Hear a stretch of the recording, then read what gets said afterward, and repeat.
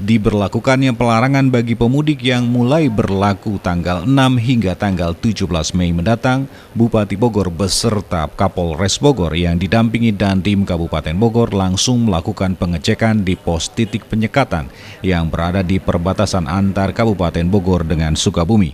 Selain mengecek kesiapan petugas gabungan yang ada, yang nantinya akan bertugas selama 24 jam dibagi menjadi 3 shift. Selain itu juga melakukan pengecekan satu persatu terhadap kendaraan yang melintas dengan plat nomor polisi di luar Kabupaten Bogor.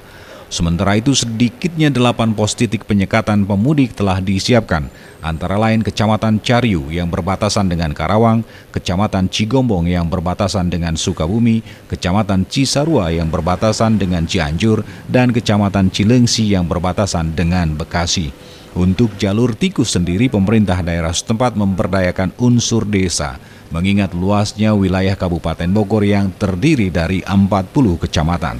Ini kegiatan checkpoint ya, karena di beberapa perbatasan itu kita pasang checkpoint ada 8 titik. Salah satunya adalah di perbatasan Sukabumi dan tadi sebelumnya juga di Gadok, di tol dan menuju arah puncak.